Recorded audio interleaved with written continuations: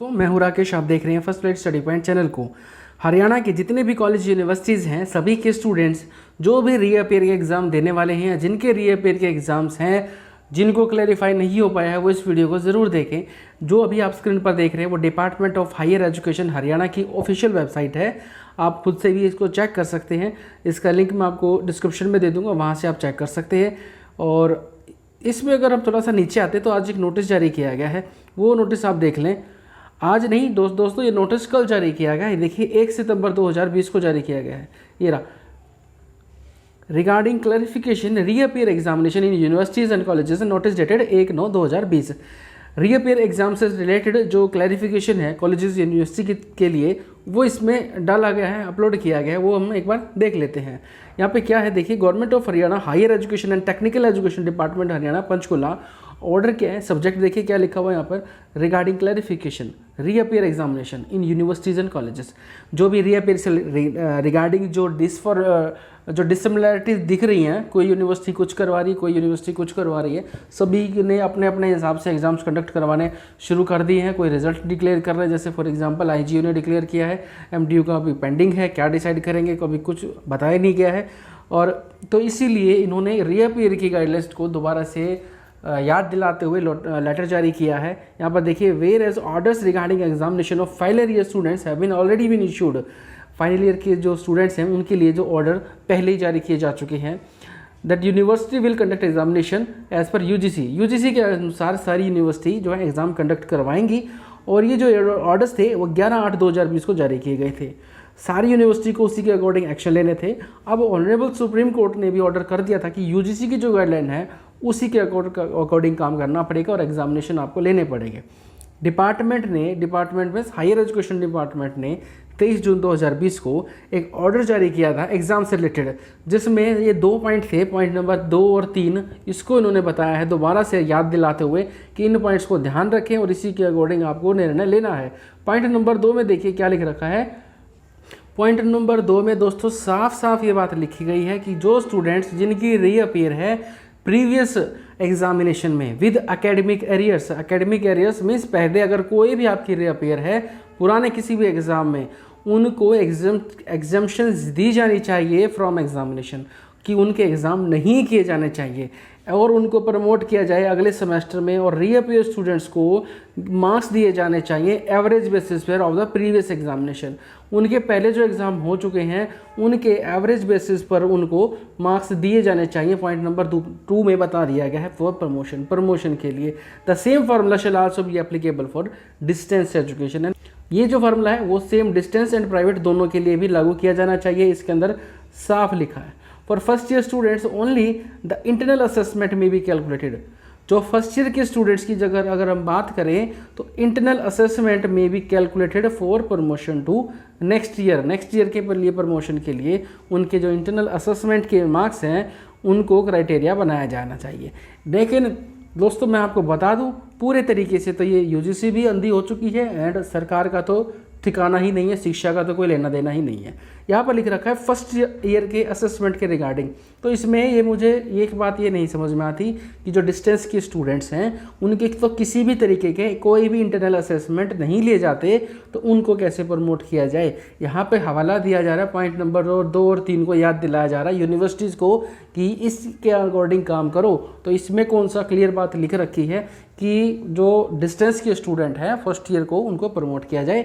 उनके तो कोई भी इंटरनल असेसमेंट, कोई भी टेस्ट वगैरह नहीं होते इंटरनली। पॉइंट नंबर 2 के लिए हम दोबारा से एक बार चर्चा करेंगे। इसमें ये लिखा गया है, दोबारा मैं बता दूं आपको, कि जो भी रीअपियर के स्टूडेंट है उसके किसी भी सेमेस्टर में रीअपियर है उसका एग्ज़ाम नहीं होगा और वो नेक्स्ट सेमेस्टर में प्रमोट किया जाना चाहिए और पुराने जो नंबर आ चुके हैं उसी के एवरेज बेसिस पर उसको प्रमोशन दे दी जानी चाहिए। और यही डिस्टेंस और प्राइवेट के लिए भी है। लेकिन यूनिवर्सिटीज़ जो है उनका कोई ठिकाना ही नहीं है, वो कभी सेकंड सेमेस्टर कभी फोर्थ सेमेस्टर अपनी मर्जी से डेटशीट को जारी कर रहे हैं, कोई डिसीजन पेंडिंग है किसी का, कोई रिजल्ट डिक्लेयर कर रहे हैं, तो सिमिलरिटीज़ तो है ही नहीं। पॉइंट नंबर 3 की अगर हम बात करें प्रैक्टिकल एग्जामिनेशन के बारे में, पॉइंट नंबर 3 प्रैक्टिकल के लिए इन्होंने सिंपल सा फार्मूला बता दिया कि आपके जो प्रीवियस प्रैक्टिकल एग्जाम हो चुके हैं ना, पहले जो प्रैक्टिकल हो चुके हैं उसके एवरेज लगा दिए जाने चाहिए। उसके बाद लिख रखा है या फिर जो भी आपके पिछले एग्जाम्स में थ्योरी के एग्जाम मार्क्स आए हैं उसका 80% आपके प्रैक्टिकल में लगा दिया जाए। तो इसके लिए तो सिंपल सा फॉर्मूला बताया गया है। इन दोनों में से जो भी ज़्यादा बनते हो, विच एवर इज हायर, जो भी ज़्यादा मार्क्स बने तो उसको लगा दिया जाए। अब आगे इसमें लिख रखा है in view of the judgement of honourable supreme court, और सम्माननीय सुप्रीम कोर्ट ने जो डिसीजन लिया था, सारी यूनिवर्सिटीज़ को सलाह दी जाती है कि वो यूजीसी ने जो गाइडलाइन जारी की गई हैं उसी के अकॉर्डिंग काम करे। We on academic careers and practical, academic के लिए भी, कैरियर के लिए भी, रीअपेयर के लिए भी और प्रैक्टिकल के लिए भी, दोनों के लिए उसी के अकॉर्डिंग काम करे। ये यूजीसी ने गाइडलाइन जारी की है। Relevant portion of UGC guidelines is as given below, कुछ और गाइडलाइन यहाँ पर दी गई है। The scheme of carry forward, अब कैरी फॉरवर्ड की बात इसमें की गई है। जो डाउट है स्टूडेंट्स के कैरी फॉरवर्ड क्या है, तो कैरी फॉरवर्ड का मतलब ये लिख रखा है कि जब भी एग्जाम होंगे तो स्टूडेंट्स को वो एग्ज़ाम क्लियर करने पड़ेंगे। प्रमोट तो उनको कर दिया जाएगा, लेकिन उनको जो भी एग्ज़ाम बचे हैं उनको क्लियर करने पड़ेंगे जब भी एग्जामिनेशन हेल्ड किए जाएंगे। ये बात इसमें स्पष्ट तौर पर लिखी गई है। मतलब प्रमोट तो कर दिया जाएगा, लेकिन आपको वो एग्ज़ाम जो है, जो पुराने हिसाब किताब है, वो आपको क्लियर करना ही पड़ेगा जब भी एग्ज़ाम यूनिवर्सिटी कंडक्ट करवाएगी। नेक्स्ट इसका सब पॉइंट नंबर 2 बनाया गया है, उसमें बता दिया गया है स्टूडेंट्स जो है अपने ग्रेड्स को इम्प्रूव कर सकते हैं by offering 1 additional opportunity to appear for the current semester. आपके अगर मार्क्स कम आते हैं या जो भी आपका मार्क्स किस रिलेटेड रहता है, आप मार्क्स इंप्रूव कराना चाहते हैं तो उनको आप इंक्रीज़ कर सकते हैं। अगले जो सेमेस्टर ईयर रहेंगे आपके, थ्रू सप्लीमेंट्री एग्जामिनेशन आप देख के उनको आप इंक्रीज़ करवा सकते हैं। ये पॉइंट नंबर जो है इसका सब पॉइंट नंबर 2 है। तो कुल मिला के स्टूडेंट्स के लिए यूजीसी और ये जो सारी यूनिवर्सिटीज़ हैं ये बंद चुकी हैं, स्टूडेंट के पीछे पड़ चुके हैं एग्ज़ाम करवाने से ले।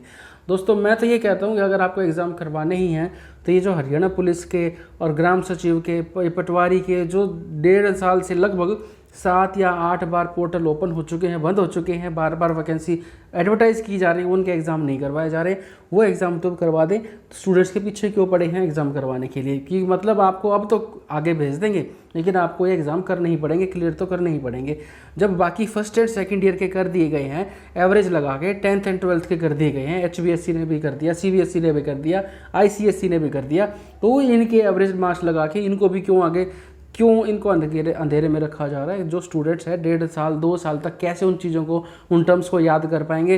कॉलेज नहीं लग रहे हैं, क्लासेस नहीं लग रही हैं, तो स्टूडेंट्स के मन में कितना बोझ है, कैसे एक एक पेपर को वो आगे क्लियर कर पाएंगे और क्या उनका भविष्य रहेगा। भगवान ही मालिक है, सरकार भी अंधी हो चुकी है, तो अब क्या बताएं इसके लिए आपको। प्रैक्टिकल के लिए इन्होंने लिख रखा है, प्रैक्टिकल जो है आप जो है ऑनलाइन मोड से करवा सकते हैं, वाइवा वॉइस वगैरह करवा के, स्काइप के माध्यम से या बाकी जो मीटिंग ऐप है उनके माध्यम से। अब इनको ये कौन बताएं कि जो आधी से ज़्यादा जनता जो गरीबी रेखा से नीचे अपना गुजारा कर रही है, जो एक टाइम की अपना 2 टाइम की रोटी खा रही है, उनको ये इंटरनेट वगैरह वो कैसे उपलब्ध करवा पाएंगे अपने घरों में। जो इंटरनेट का खर्चा वो कौन सहन करेगा, और ये सारी चीज़ें। दोस्तों मैं आपको एक बात और बता दूं, जब आप ये ऑनलाइन एग्ज़ाम देने बैठेंगे तो बहुत सारे तो फ़ोन ऐसे होंगे जो हीट करके ब्लास्ट भी होंगे। ये आप देख सकते हैं मेरी बात को, क्योंकि बहुत जल्दी ऐसे फ़ोन भी हैं जो हीट कर जाते हैं। कैमरा को आप कंटिन्यू ऑन करके रखेंगे ना 20 मिनट 25 मिनट, तो ये बहुत टाइम होता है, फ़ोन जो है वो बिल्कुल हीट हो जाता है, हीटअप हो जाता है। और ऐसी कंडीशन में कई हमारे साथियों के फ़ोन ऐसे मिलेंगे, ऐसी कंडीशन में जो इस लेवल के हैं नहीं कि बेचारे उसको कंटिन्यू कई देर तक उसको ऑन करके रख सकें। और रही बात नेट की, तो ये खर्चा अलग से। तो कुल मिला के सारा का सारा बर्डन स्टूडेंट्स के ऊपर डाल दिया गया है, वो अपने आप भुगतेंगे।